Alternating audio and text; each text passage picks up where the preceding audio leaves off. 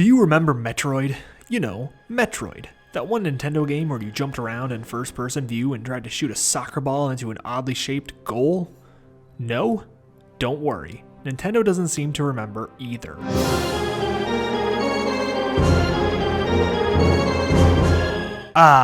Metroid Prime Federation Force, a game that released last year on the 3DS and is often praised for continuing the legacy of excellence set by its 3D predecessors. Okay, enough of the jokes. Federation Force spurred an outrage within a restless community hungry to reprise the role of Samus Aran, a Nintendo favorite who has been uncharacteristically quiet since her last excursion in 2010 for the Wii. So what happened? Where are the Metroid games? The indie scene is practically littered with one Metroidvania after another, all while Nintendo seems ready to lock the franchise away in their long-forgotten vault of beloved intellectual properties alongside F-Zero and Earthbound. In order to truly understand Nintendo's silence, it's important to know how we got here in the first place. How did Metroid become such an unattractive IP for the company that they weren't even willing to properly celebrate its 30th anniversary last year?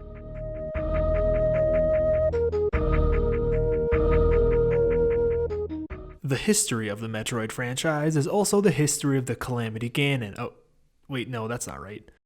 The history of the Metroid franchise might as well have been written by Lemony Snicket, because it has ultimately amounted to a series of unfortunate events. The original Metroid launched as one of the first titles for the Famicom's Disk System attachment, a peripheral only released in Japan. Nintendo later decided to develop a Metroid port for the NES, although requiring some key downgrades, notably the ability to save progress. Metroid sold well, causing the company to fully accept Samus as one of their own.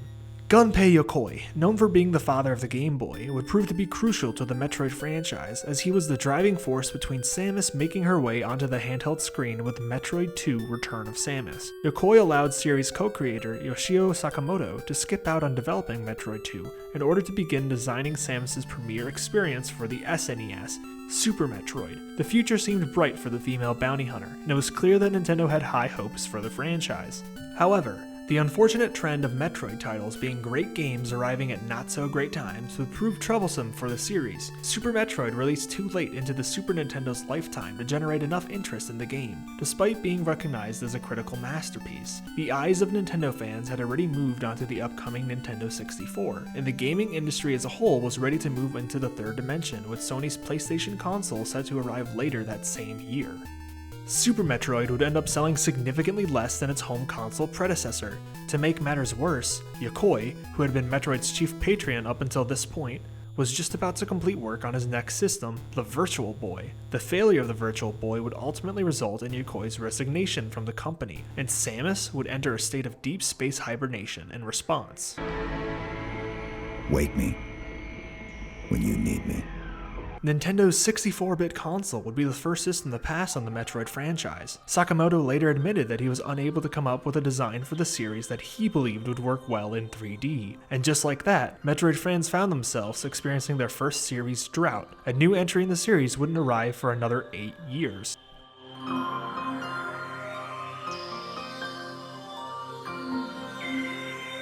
Although Nintendo's internal development teams found massive success in adapting both the Mario and Zelda series into the third dimension, they didn't feel comfortable doing the same with Metroid.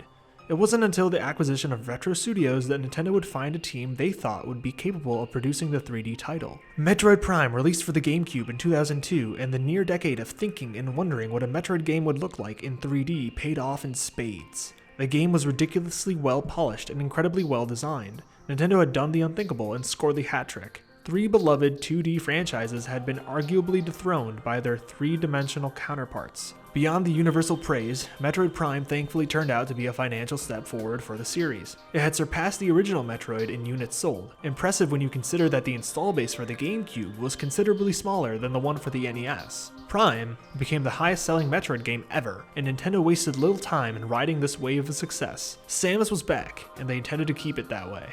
Retro immediately began working on a sequel, which was planned to release just 2 years later. In the meantime, Sakamoto saw an opportunity to continue the 2D vision for Metroid on the Game Boy Advance. Metroid Zero Mission and Metroid Prime 2, Echoes, were set to be the next big step in the hot franchise. In fact, Nintendo was so excited about these early signs of life from the series that they greenlit the development of a third Metroid title, Metroid Prime Hunters. 3D Metroid had garnered the attention of the gaming world, and Nintendo wanted to showcase the power for their up-and-coming Game Boy Advance successor with a title that would be sure to impress. Unfortunately for Nintendo and Metroid fans alike, here's where things start to fall apart. Samus wasn't the first spacefaring badass shooting aliens in a first-person perspective to arrive during the GameCube era. Bungie's Halo Combat Evolved had launched a year prior on the Xbox, and the landscape for first-person shooters on a console was beginning to change drastically. Prime 2 ended up being impacted by these changes in a multitude of ways, the most obvious being the inclusion of a 4-player split-screen deathmatch mode, in a series that has never emphasized multiplayer. 2004 was also an extremely competitive year for shooters, as it saw the release of both Halo 2 and Half-Life 2.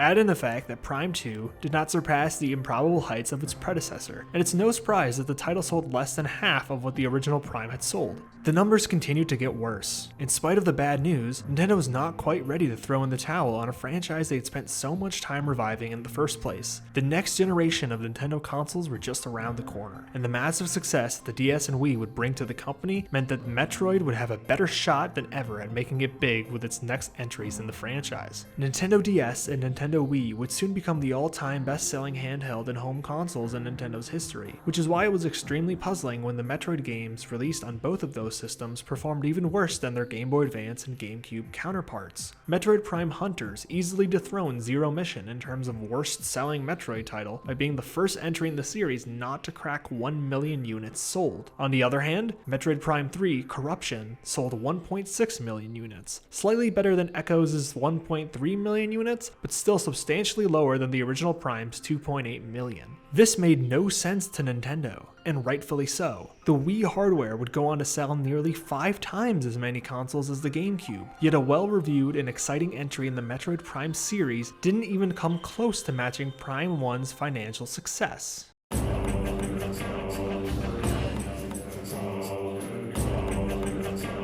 Just 5 years after Metroid's triumphant return, and the series was already looking stale and overbaked.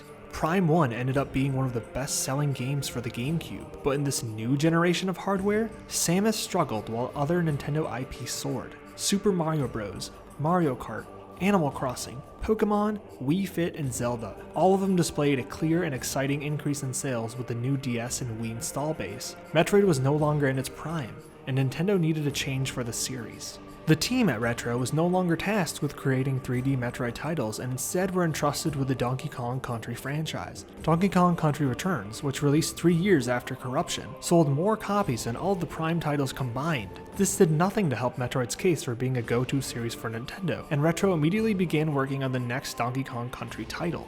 Metroid needed a new identity, and although Sakamoto had taken a break from the franchise after the poor sales of Zero Mission, he felt like he could be the one to finally bring Metroid back to the masses. Sakamoto talked a lot about making a game that would attract more than just the hardcore Metroid fans, and Metroid Other M would be his attempt to reinvent the series with a simpler control scheme and a larger emphasis on story. It's obvious that Nintendo had hoped that Other M would widen the scope for the franchise. If Corruption attracted only the core Metroid fanbase, then Other M would bring in the dedicated fans and a bunch of new gamers interested in trying a less intimidating experience. Boy, were they wrong. To this day, Other M is the worst-selling Metroid game on a home console, not including the trilogy re-release. Baffled, President of Nintendo of America, Reggie Fils-Aimé, admitted in an interview with Kotaku that, quote, "We believe that it should be a million-unit title. We're not going to get there, not through the holiday, and we are doing a lot of thinking as to why. Because it's a great game. The consumer reaction because of the quality has been strong.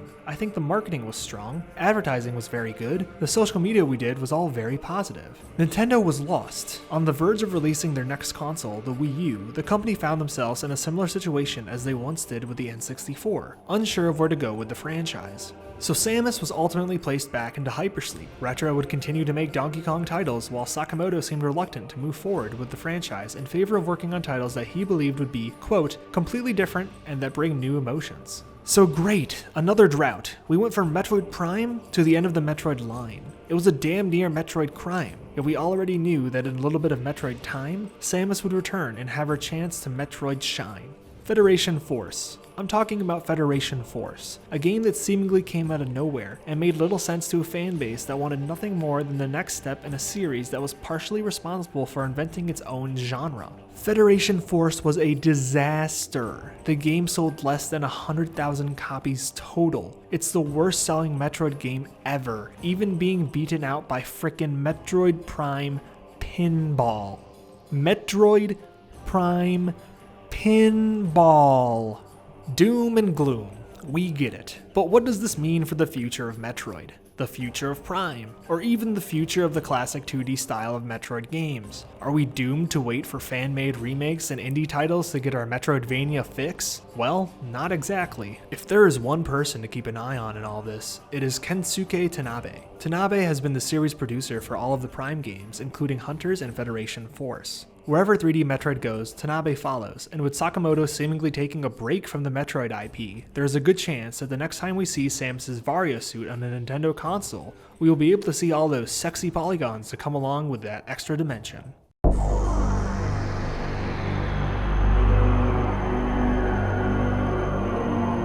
So what do we know about Tanabe, Retro, and everyone else involved in the Metroid Prime saga? Quite a bit, actually. For starters, Federation Force, whether you liked it or not, was clearly meant to lay the groundwork for the future of the series in terms of story. Tanabe has stated that the Dark Samus and Phazon storylines of the original Prime trilogy have been completely wrapped up, but a new story involving Samus, the Galactic Federation Force, and the bounty hunter Sylux is something he has been thinking about since the completion of Corruption in 2007. Federation Force aptly focuses on one angle of the story, the Galactic Federation Force, but in an interview with Wired, Tanabe states that he wants us to view the game's plot in the same way we watched the Avengers, implying that this was an attempt to build anticipation for a much grander title, which brings together all of our main characters in an ultimate climax. It's genuinely surprising how much Tanabe talks about a future title in the Prime series. We know that a Prime sequel would tell a new story combining the worlds of Prime, Hunters, and Federation Force. We also know that if a new Metroid title was being developed, it would likely be arriving for the Switch within the next couple of years. Eurogamer asked Tanabe in 2015 about the future of the series, in which he responded by saying, "If we started for the Wii U now, it would likely take 3 years or so it would likely now be on Nintendo's NX console. 3 years from when that question was asked would mean 2018. That ought to cheer any Metroid fan up who is feeling depressed about the current state of the franchise. But if Tanabe was to produce another entry in the Prime series, who would develop it? Retro?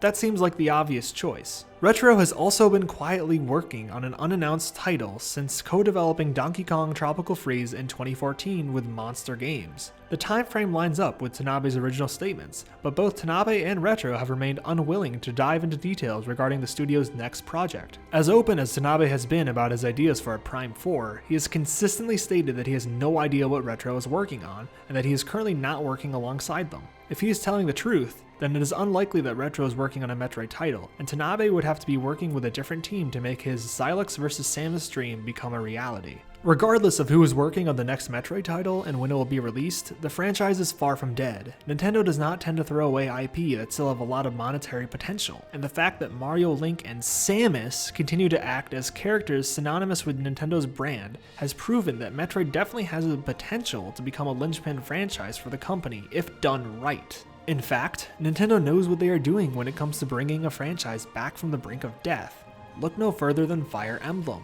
Like Metroid, sales for the franchise began to dip significantly during the Wii DS era. Fire Emblem Shadow Dragon, a DS remake for the first game in the series, became one of the worst-selling Fire Emblem titles and would ultimately result in Nintendo's second DS remake, Fire Emblem Mystery of the Emblem, to pass on a North American release. Things were so dire that Fire Emblem producer Hitoshi Yamagami was told by a Nintendo sales manager that if Fire Emblem Awakening did not sell well for the 3DS, it could be the last Fire Emblem game in the series. We all know what happened by now. Fire Emblem Awakening was a breakthrough title that reignited a love for the franchise that seemed to be one misstep away from its deathbed. Fire Emblem is everywhere now, with a mobile game, multiple 3DS titles, and a Switch title confirmed to be in the works, and approximately 3/4 of the Smash Bros. Roster. There's no reason that the same can't happen with Samus and the Metroid franchise. Nintendo needs to release Metroid's version of Awakening, a game that reminds people why Super Metroid and Metroid Prime are often remembered as some of the best games of all time. They need to have good timing and play their cards right in terms of marketing in order to give the franchise its best shot. Whatever it is that they decide to do with the series, these next couple of years are going to be very telling as to what the future holds for Samus. And who knows, if Breath of the Wild is any indicator of how Nintendo's rethinking the fundamentals of their core franchises, we may be in for a real treat when Metroid finally does make its way back onto Nintendo hardware.